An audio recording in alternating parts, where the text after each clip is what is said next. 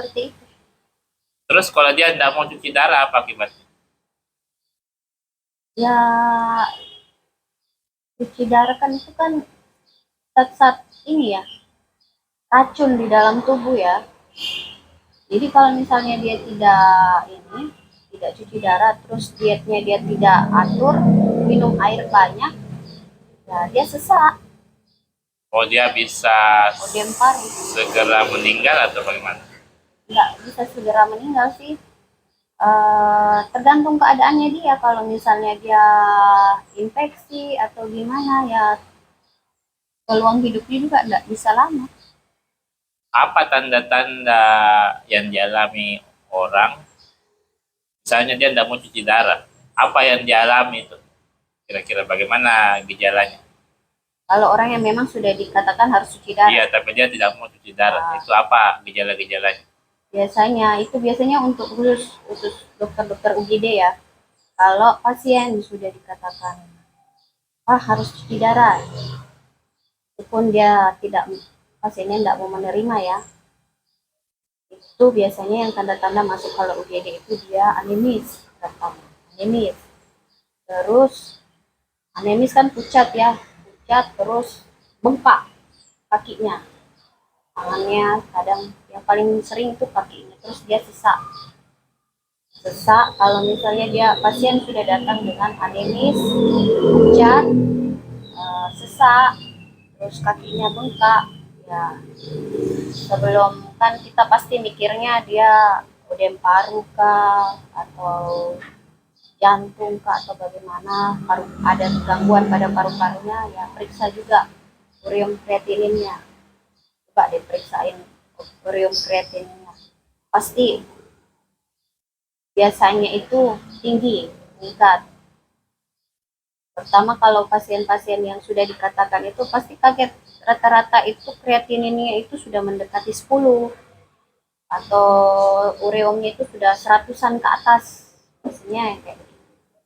Jadi apa indikasi dari cuci darah? Kapan orang harus cuci darah? Kapan harus cuci darah ya?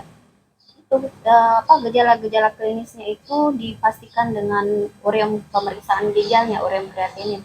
Kebetulan di rumah sakit saya itu adanya cuma ureum kreatinin ya, jadi nggak ada kayak laju filtrasi dan sebagainya, itu nggak terlalu bisa dihitung.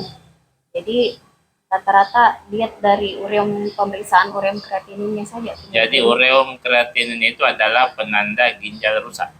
Iya. Normalnya ureum kreatinin itu berapa? Kalau kreatinin kan di bawah 1,1 ya. Itu tergantung labnya juga ya.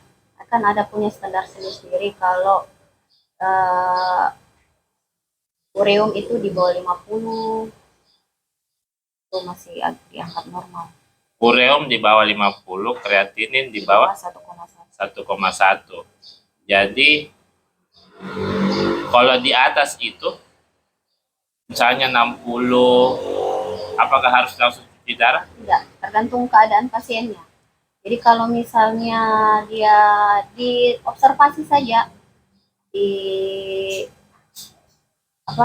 diatasi dulu gejala klinisnya, misalnya rata-rata kan darah tinggi toh, yang pasti itu tensinya kan 170, 180, anemis, oh ya tambahan lagi mungkin saya lupa ya, ada anemis, tensinya tinggi, terus bengkak, sesak, itu kan biasanya ujung-ujungnya kayaknya sih ke CKD.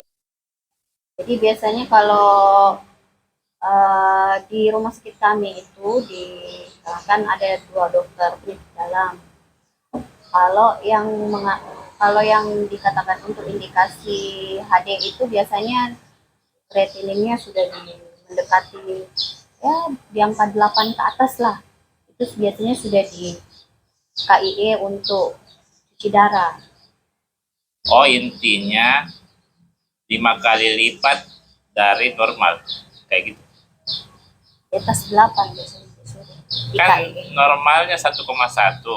Di atas 8 kan berarti sudah di atas 5 kali lipat. Iya, di atas 5. Kalau bagaimana dengan ureum?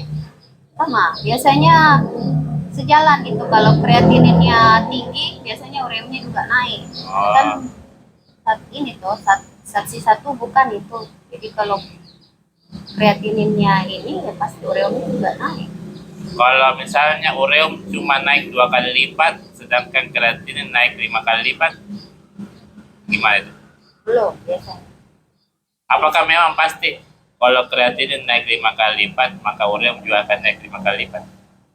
Selama yang saya lihat, saya tahu secara itunya. Cuma kalau secara prakteknya, Iya. tiap hari itu, yang saya lihat itu seperti itu. Kurang lebih seperti itu. Jadi kalau misalnya dia kreatininnya itu di atas 5, 6, 7, 8 begitu, ureumnya pasti di atas 100 sampai 200. Oh, berarti tidak harus kelipatannya sama ya. Ya, nggak harus. Tapi mungkin